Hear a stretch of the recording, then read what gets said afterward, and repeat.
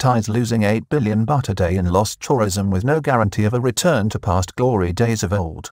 Thailand is facing a mounting bill for its draconian policy of sealing off the kingdom from foreign tourism and normal passenger flights. A Krung Thai Bank report this week warns that it might take Thailand at least 4 years to recover, while its daily losses and impact on GDP may even rise in the first quarter of next year without dramatic action due to last year's historical base. The economic impact of this situation has already become structural.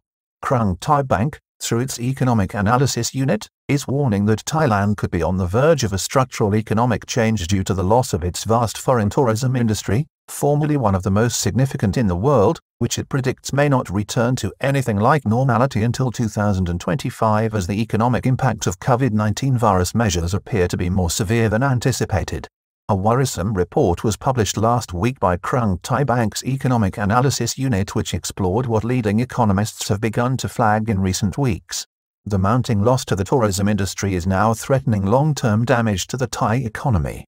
The governor of Thailand's tourism authority, Yathasak Supasorn, Inset Left, has said that any full reopening of Thailand to tourism is now dependent on a full vaccine, and even then, he is predicting a 50% loss on 2019 figures, which will amount to trillions of baht in 2021 even with the best-case scenario. Thailand is already losing over 8 billion baht a day, and the situation is increasingly unsustainable. As the Thai government ponders on whether it will take a chance and reopen the kingdom to even a limited and controlled form of foreign tourism, the economic analysis arm of Krung Thai Bank has revealed that the kingdom is losing over 8 billion baht a day on lost tourism revenue alone since early April. This is due to the unprecedented block placed by Thai authorities on incoming passenger flights from foreign countries since the beginning of April this year, which, although amended for pre-approved repatriation of Thais and foreigners, has still meant that the foreign tourism industry has been halted.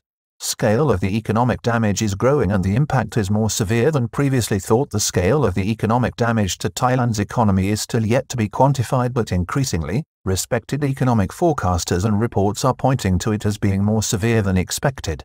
Not only have tourism-dependent hotels been reduced to double-digit occupancy with rising losses, but many business concerns among the spectrum of smaller, ancillary commercial ventures such as restaurants, bars and entertainment venues, particularly in tourist hotspots, have simply closed down. Competitors moving in with lost revenue in trillions of baht even if ministers do something. The kingdom will soon begin to lose out to other destinations which are grasping new ways of preventing the spread of the virus, such as flight testing. A survey published over the weekend suggested that 57% of global tourism will have been wiped out by the pandemic by the end of 2020. In Thailand, even with a limited reopening, this figure will be nearer to 80%, while without it, it could well be as high as 83%. The international report highlighted Bangkok as the destination which will see the sharpest drop in the world. Krung Thai Compass, the state bank's economic think tank, has predicted that Thailand will lose 2.1 trillion baht in income before the end of the year in lost tourism revenue.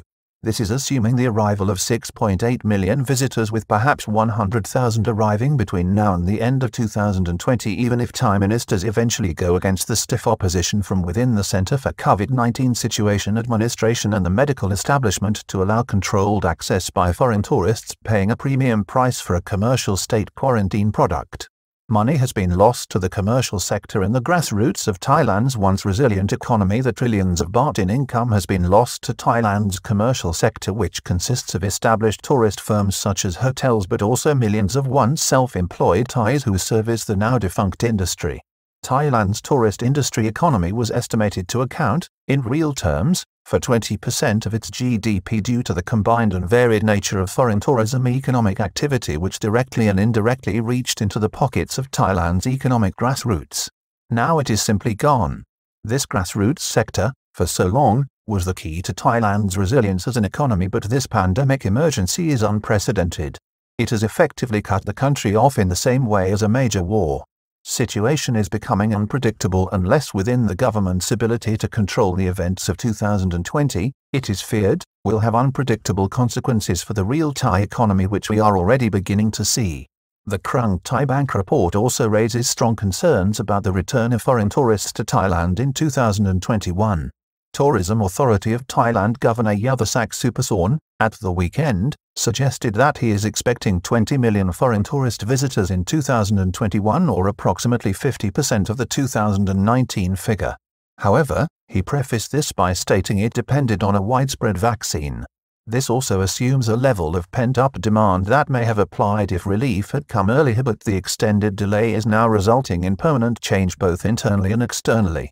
Shutdown is inflicting permanent and structural change in the market both inside and outside. We are now beginning to see large swathes of the tourism industry have financially extended themselves to the limit, while, at the same time, smaller firms and operators have closed or are closing.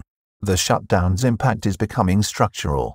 This means that Thailand may not have the same tourism industry for visitors to come back to in 2021, nor is it still likely they will come back in the same numbers. The reasons for this include competition from other tourist destinations which have already reopened and diminished economic circumstances across the world. Mr. Yathasak expressed a view, in recent days, that 75% of Thailand's visitors in 2021 will be from Asia, but also this week, a Chinese diplomat in Bangkok, Yang Xin, deputy chief of mission at the Chinese embassy, revealed that China was not ready to encourage its population to holiday abroad and that this may take some time.